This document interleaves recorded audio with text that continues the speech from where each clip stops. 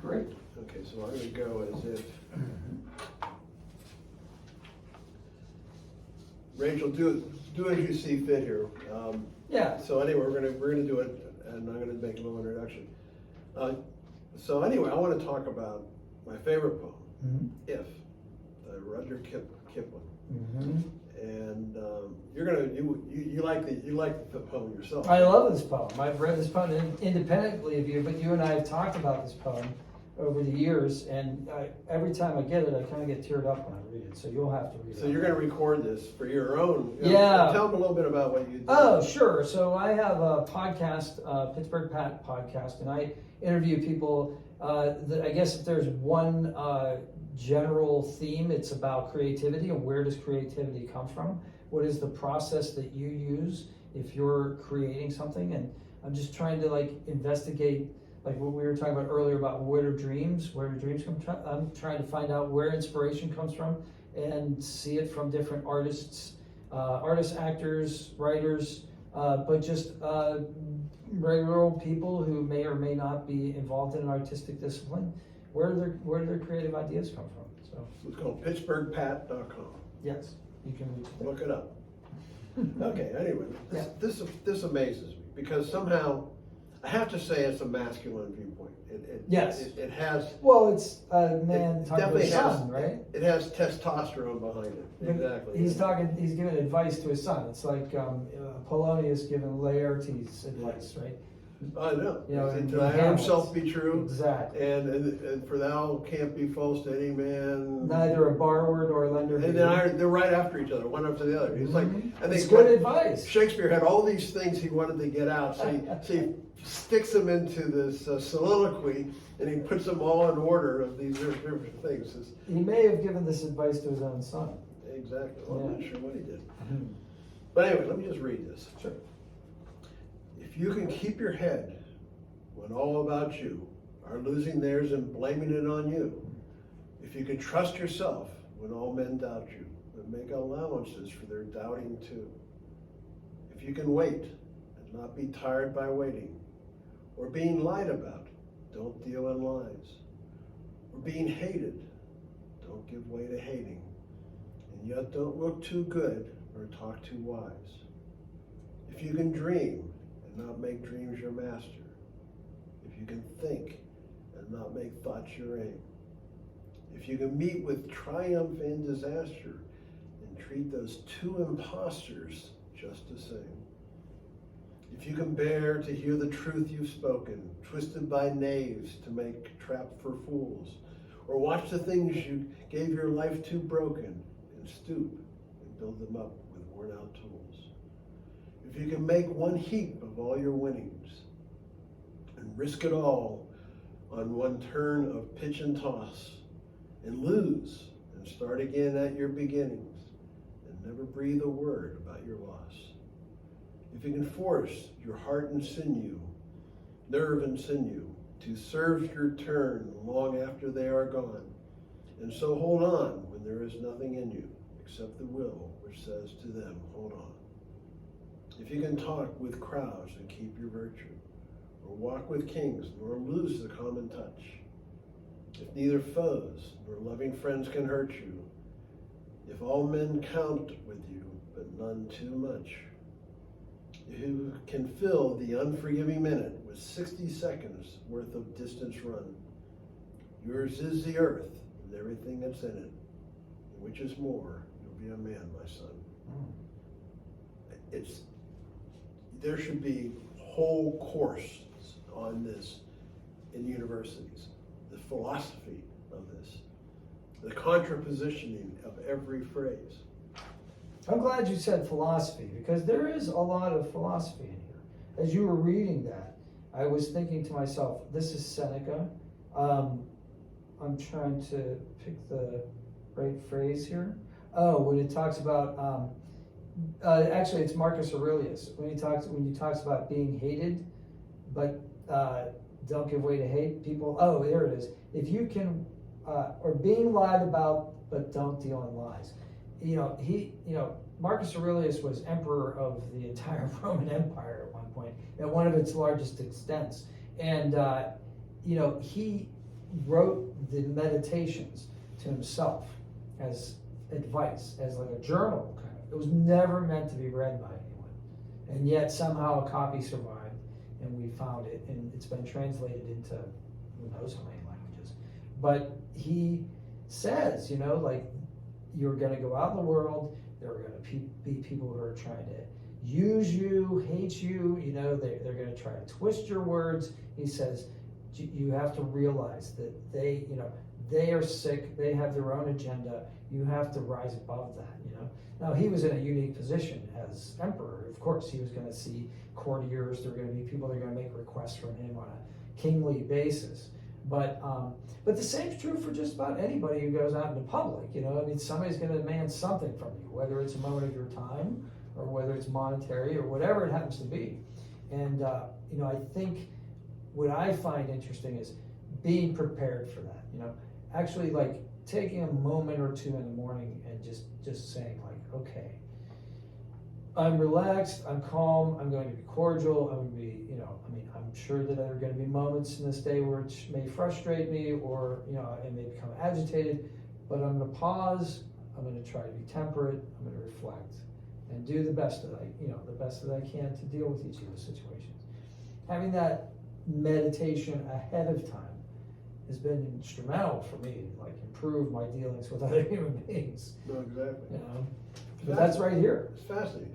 And one of the things that I identify with, I'm in finance and have been for 40 some years, and risk all your, risk everything on one turn of pitch and toss. I've done it several times and lost, and had to build up from scratch back in 1980. I, basically had nothing after losing a major business venture, but I learned from the experience.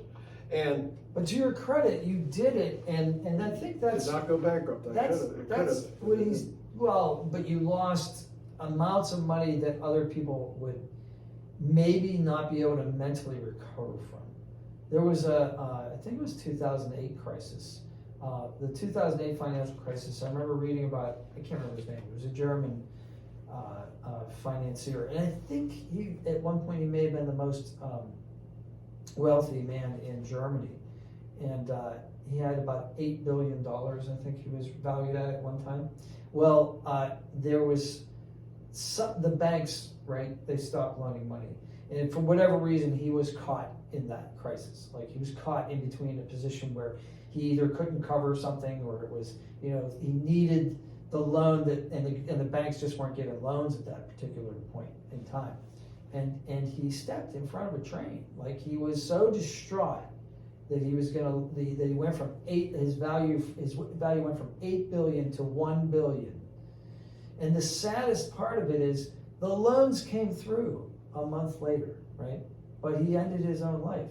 And and it's over what somebody may objectively sit there and say, well, he still had $1 billion, what did he have to worry about? But some people live in quiet desperation. But some people can't deal with that sense of loss, right? That loss. Well, back when I was, but this is how I learned everything. Yeah. I learned it all the hard way, because that's the only good way. $1 million mistake. And they say you want someone who has failed and come back from it. That's the person who really understands. Yes. And the best route is not being afraid of failure. Those who are so cautious never really get anywhere. Right now we're talking about stuff. I'm throwing out ideas that people could just cancel me. You start talking spiritual, you're out of here. And that whole world. So that it's a natural response. I don't believe in that stuff. So let's just forget. Especially when we're talking in scientific stuff. Yeah, we're scientists. We don't believe in that kind of crap. Well, when you get into quantum mechanics, it gets a little easier to understand that you can bridge those gaps, because that you get some pretty strange ideas. Some really physicists are going to have a big hard time with this, and that's why they'll come around because it's right, and you have to.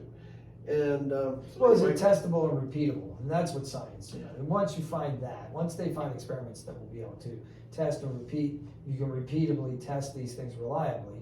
Then that's a certain level of definition of science. But, I've been to California, so I can say I believe in California. I've never been to Arizona. I still believe Arizona is there, right? I don't need to have the direct physical experience of Arizona to know that Arizona exists, right? Exactly. So it's possible to believe in things beyond what your experience is, and I don't think that's an unreasonable assumption. We do it all the time. If you look at this, you say, if you can keep your head when all those about you are losing theirs, people have said that. Well, that's funny. That's right there. But the key is in blaming it on you.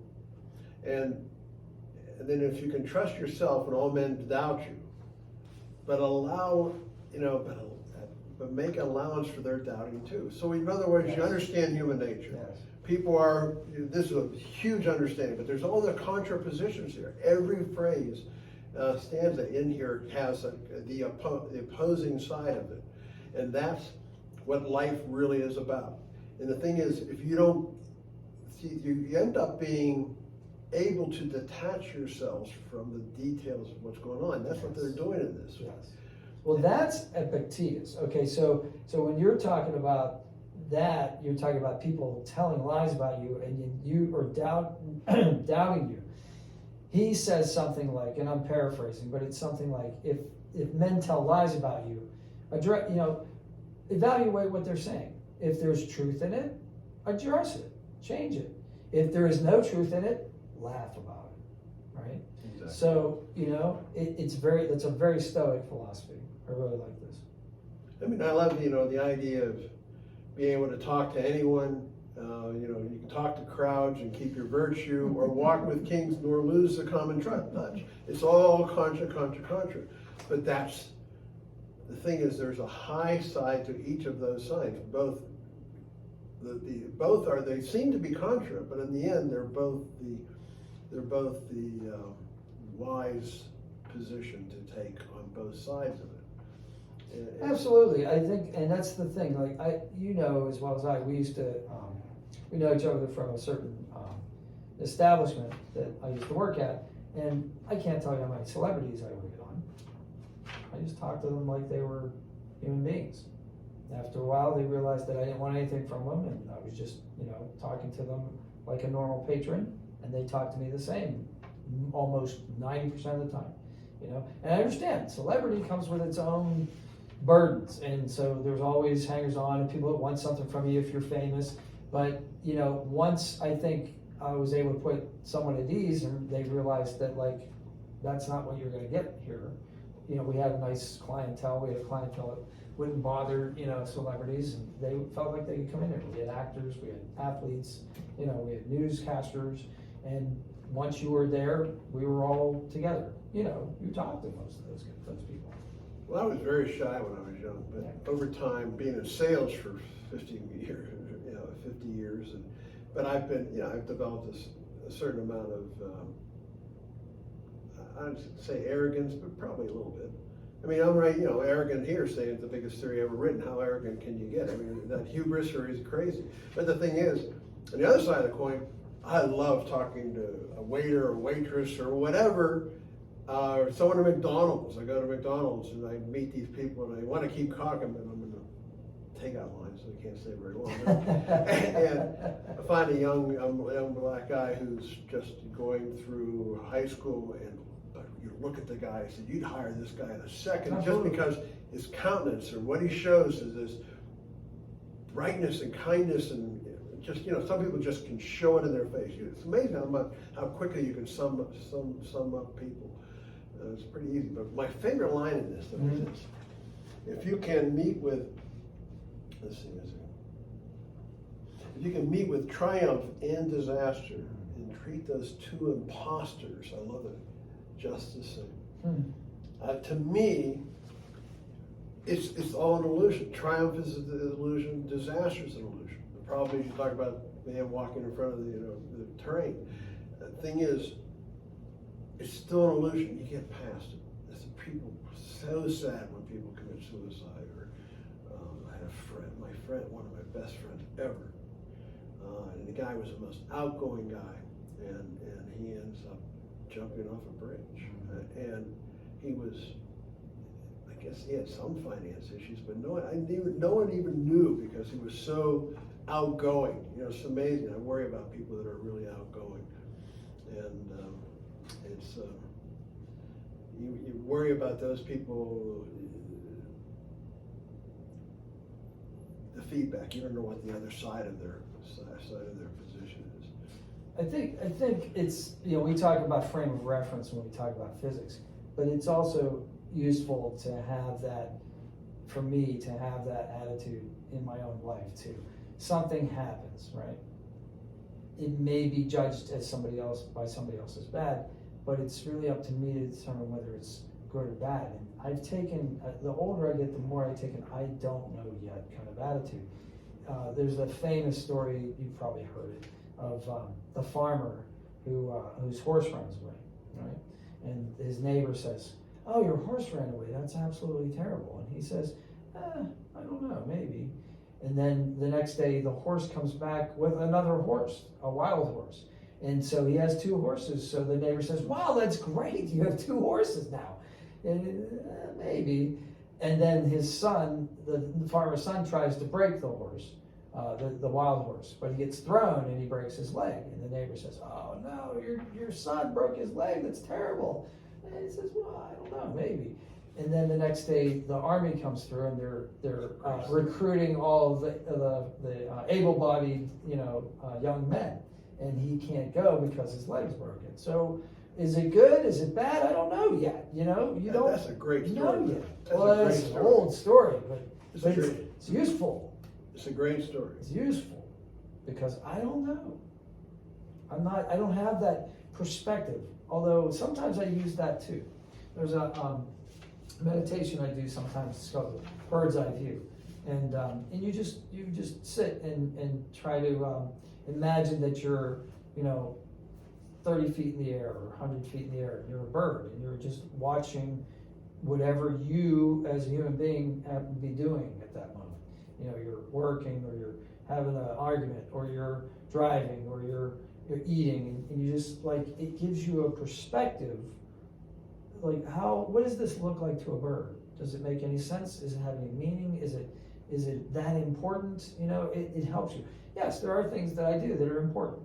But there are also plenty of things that I think are more important than they actually are, and so it helps me to not take myself too seriously sometimes. It does help, and when I was 26, I was just getting into the brokerage business, and I ended up being everybody there, was going through the pressures of the studies and so forth, and I have one of those things or tests where every time you erase. What you do is you erase the answer. If you got it wrong, you got it wrong right then. Well, the thing is, you erase and you find immediately as you go. So otherwise, you take a whole test, you find out at the end whether you got it right or wrong. Oh. Different. You went through the pressure every time you erase something. Yeah. And so anyway, that for whatever reason, my dad had just died. And I was 26 when he passed away, and he had a heart attack and died quickly. But anyway, the experience was they asked everybody to give blood. And my blood pressure was too high. They wouldn't take my blood at age 26. So it became a concern. And I said, very big concern. So I said, then I had recently read Siddhartha, which is by Hermann Hesse.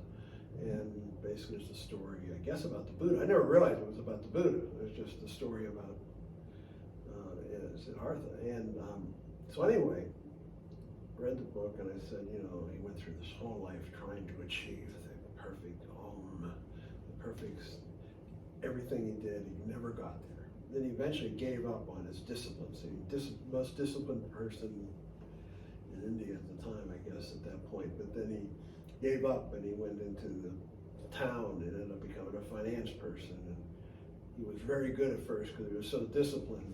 Then later he got overweight and had a woman or whatever. And eventually he was despaired. He went to destroy his life. He went to jump into a river, and there was a ferryman there who ended up somehow kept him from jumping in the river or whatever. And he rode the ferry with them for a while. Then the old man dies, and he takes over the ferry, and he ends up finding his whole peace and solace, kind of after everything was said and done. I mean, just happened. And I've wondered that what happens in life's experiences is we are presented with challenges, emotional challenges. I've had a number of them. And when you get in a major emotional challenge, usually they're insurmountable. There's no way out. You can go right or left, there's no way out. See, it's like you have this barrier on both sides of you, and you can't get out either way. What happens is you just go back and forth, trying to resolve it. Well, eventually what happens is the barriers kind of start coming down without you noticing it, because you get distracted or you get bored with the idea. You get bored with the fight that you're making back and forth. Well, eventually the sides get down and they're no longer there, and you don't even think about it because you just went on. Mm-hmm. That's, I think, how spiritual learning comes. I think you learn a lot through those kinds of unusual processes. And this is what this does. Mm-hmm. You can just go through this line by line, yeah, over and over again, yeah, or pretty much anything. And the rhyming is good. I really like. I mean, it's a well structured poem too. But the philosophy that's in it, I absolutely love. My favorite piece of music is "My Way." It's sung by Frank Sinatra, even though he didn't write it. Yeah. But he always picked great songs to sing, and he always had a great band behind him. Oh, the music. My Way. I want that at my funeral. I want My Way played at my funeral. Oh, okay. Because this is done my way. I mean, the thing is, one of the things about this physics, no one has listened to me. No. I've had no followers in the physics. Mm-hmm. All these years, no one. I sent these books to a bunch of physicists. I never got a word. The thing is, why? Why is no one? I mean, you got the 252 formulas in there. Someone said they're either right or wrong, and they're all right, spot on with whatever's measured. So I don't know why they didn't. But the point is, so glad we mentioned this good thing. I would have been one of their proteges had someone grabbed onto it. Wasn't supposed to. This has been blocked. That's how strong the spiritual community is. I was thinking also when we were talking earlier, and you said something about that. I was thinking, even if the entire scientific community agreed and endorsed and tried to get the word out about this, it still wouldn't be as effective as what you're doing right now, going to the people. You're going to be able to reach so many more people, and it'll be there when people are ready to meet it. Okay, exactly. Because we may be recording something right now, and like one of the students I taught last week at summer camp, who's 9 years old or 11 years old, they're not ready for these concepts.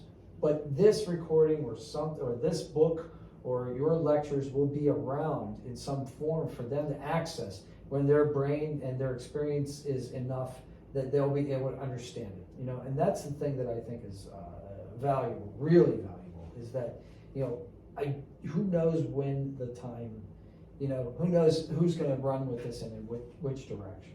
Well, it's like Kipling, we're reading Kipling, and he's been dead for 130 years. So, you know, or maybe longer. And yeah, he's imparted so much information to us right there. The thing is, this has been blocked and shut down and closed. But nothing is more powerful. This didn't come from me, it came from a guy named Wayne Dyer. Nothing's more powerful than an idea whose time has come. Yeah, Wayne is great. And the idea of his time has come. Now the thing is, the time hadn't come. The digital universe makes it so it's coming. I think this is it. I think it's going to happen. But I don't know. It's been very, very discouraging because, you know, all this time, no one says, no one agrees. But I finally got to the point where I know it's right. I don't need someone else to tell me it's right. It's just a matter of didn't get any accolades. I mean, okay, didn't get any accolades. Actually, keeps you humble. Humble is part of what the IF is about. It's been it's been a great experience. What a blessed experience. Well, humble is important. I was telling the kids, like I said, for reference, last week I taught a summer camp, and I taught these 3 kids how to play Dungeons and Dragons. So they create characters. You have character traits. And I said, that's fine. But if all of your character traits are superhuman, right? If you're Superman and you're invincible, that's fun for a very short period of time. But then it becomes boring, right? I said, it's always interesting to make one of your character traits, or maybe two, or just write a character flaw into your character. And then that's interesting. Because what'll happen is, you'll tell the stories about the time when you beat the dragon. But you'll also have these other stories where you tripped over your own feet when you were walking into the tavern, and then that will become a story. And those are interesting stories because we're humans and we are fallible, so people will relate to that, right? If you wanted everything all the time, life would be boring, right? But when you have to work at it, and then eventually through trial and error, or setbacks, or what you feel are emotional setbacks, then the triumph is greater because Triumph and disaster. you've experienced the disaster and now you're triumphant. I mean, Well, that's why that makes it so much better. failure gives you respect for what you've done. Sure. I mean, you feel sorry for some of these people that are famous because they're either gorgeous or they're or just great actors or just brilliant, and all of a sudden they don't have the counter force at all that develops the character. Mm-hmm. And Me being famous young. yeah, young people. How many people go to alcohol and drugs and divorces and so forth? But the thing is, I just said I'm humbled by this experience of not going anywhere for a very long time. I knew stuff that I've known since 2001 that Einstein didn't know. Mm-hmm. I mean, it wasn't a lot, but at that point, now it's a lot. But at that point, it was very small, one issue. But the thing is, but at the same time, so I'm arrogant because I know I'm right because the material's right. But at the same time, I'm humble because I've never gone anywhere for all these years. And, I can't, I don't know. It's been that contrast. It's that contrast. And that contrast develops, I think, a greater vantage point than any kind of singular vantage point. Yes.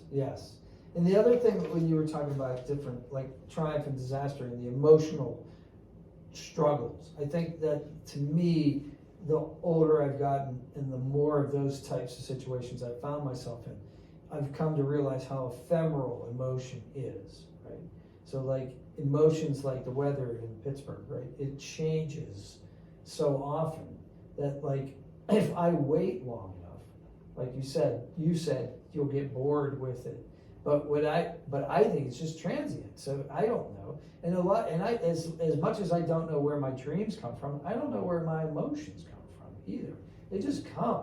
And a lot of them are attached to my physical body. So it's like, well, you haven't eaten in a while, or boy, you really need a nap, or it's and it's that sort of thing. So often, if I just wait, I find that that's the solution. The solution is that it's a test. It's a patience test. It's an endurance test, or it's just not the right time yet. So if I'm working, I have a board. I use a very physical representation, but I have a board that I put pins and index cards in, and I always have several ideas, creative projects going at one time, because I found that I will not make advances overarching. I may make overarching advancements in one area for a period of time, but then that will slow down. And then when that slows down, and for whatever reason, I either need to talk to a certain individual, or I need an institution to reply to me, or I need some materials or something, I can do another thing. I can let that sit, and then I can do another thing. But it's wonderful when it comes to you, like it's coming to you now, with all the ideas that you're getting, because there's nothing in the universe like that. Well, the triumph disaster go back and forth and back and forth. And again, it's just like the barriers come down. When you start to not see them as either triumph or disaster, which Right. is what you're saying, and you see the middle line, you're just experience. And that's what they're really talking about here. You go this or that, but then there's just experience. Experience is like what do they call the razor edge? Is a Buddhist term or whatever, kind of walking the razor edge between positive and negative, and it's just experience. And it's interesting. What you think about all the emotions. What's the opposite of love? Apathy. Yes. Most people think the opposite would be hate. No. It's absolutely indifference or apathy. There's this really old movie. It's an excellent good answer. There's an old movie with Kirk Douglas in it called The Vikings. It's from like the 1960s, and it's not very well known. But in one of those, the soothsayer of the village in Norway or wherever they are, she says, "Love and hate are two horns on the same goat." And I always remember that line. It's kind of silly, but it reminds. Triumphs and disaster treat the two postures just the same. Exactly. It reminds me. It's an aspect of the same thing. It's high emotion. And the thing is, I have a saying, kind of a mantra. If you brought up Buddhism or Hinduism, I have sort of a mantra that I repeat to myself, and it's I would rather be spiritually guided than emotionally driven. So I try to distinguish between those two things. So when I want something and it's my desire, that's fine. That can be an impetus to do things creatively, but I have to be aware to be guarded against tripping myself up over my own emotional state, right? And like you said, we were talking about spirituality before, but in the universe, if the universe has a plan, maybe what I'm working on right now, I'm trying to exert my will on. It's not the right time for that, so I can wait. Well, I think one of the greatest songs the Stones ever wrote was you can't always get what you want. If you try sometime, you might find you get what you need. Right. And that, I love it. It just, to me, I love the Stones. Yeah, I mean, they're very, just amazing. So many great songs. But that one is, I even like Sympathy for the Devil. It's kind of like Sympathy for the Devil is like, okay, again, it's a contrast. Sure. Have sympathy for the devil. It's like, and I don't know. And even, the bad experiences that we go through in humanity has horrible experiences. They have some brutal, Collectively. humanity's, what they do to humanity, to other humanity, is still going on today big time. We're hoping that will change, but it will change. It's there for a reason. The contrast is supposed to be there. And I think the goal is to get to the point where you have experience gets you beyond to the next level. It's always at a level advance. You advance as a human by levels. And I think it's one of the things we're doing. Yeah, it's another. I mean, I'm big into the ancient philosophers, the Stoics, and they talk about this. That, like, when you're given what's seemingly a burden or a trial, it's more about how you handle it than actually, like Win or lose. Yeah, it's just about how does it actually happen? And that's a great example. Like, how many, everybody says, oh, Babe Ruth, one of the best baseball players who ever lived. How many times did he strike out? Not a lot. Like a lot. Like a real lot. Strikeout king, too. The home run king and strikeout king. You swing for the fence. Every time. Sometimes you're going to strike out, right? So, you play it safe and you try to hit singles. That's a different kind of game. He was a heck of a pitcher. But that's what Kipling's talking about here. He was. People don't think about that. He could do it all. He played it all. He played every spot on the diamond. That was a different time. That was different baseball. We've become specialists now. Yeah. But yeah. Well, this is great. Well, I think this might be a good way to stop. But the thing is, I think that life's complex, and physics actually has to expand to include that complexity. Complexity of experience. And the idea of a soul, that's going to be something that people are going to have a lot, we think a lot of you are going to have a hard time with that. And it's understood. I mean, it's not an easy thing to, easy breach. Most people, how many scientists have given up on religion? This is not religion. This is science. Right. If it's not You're science, talking about physics. if the science, the religion of today is science. I mean, let's face it, that's what the religion is. They say, well, doesn't make any of the other, there are aspects of all the religions, some great philosophy. But the problem is too much of religion has been destined to try to create power for the people who are the expounders of that religion. So it becomes, they look at, the Crusades or the Inquisition, or pretty much every religion has done harm to others in name of the religion. But I mean, even Nazism is a religion, and communism is a religion, and so forth. So the thing is, the idea is, the real way to look at it is stay open. stay open to all this. And we're asking for a lot of openness when it comes to the idea of spirituality. But the thing is, don't buy into anything until it feels right to you. Yeah, absolutely. Absolutely. Make it, do not accept anything we're This saying. isn't, Don't accept anything we're saying Yeah. here unless it hits some kind of chord. If it's going to hit the chord, Well, you're not presenting this in a dogmatic way. It's not like you're trying to no. get a bunch of acolytes or something. Yeah, like this is. this is just you're imparting information as you see it. And then it's up to somebody else whether they want to decide what to do with it. I'm certain it's right. Well, maybe I'm certain it's right to me, but I think eventually others are going to find it's correct because it's not limiting. It's not a closed-end view. It's a completely open-end view. But anyway, we thank you. Yeah. Thanks for your time. And we always have an enjoyable time. Absolutely. Thank you, Patrick. It's fantastic. Okay, Rachel, we probably are done now. We're up. Good stuff. I love the if poem. It worked, didn't it? It did. You tied that in perfectly.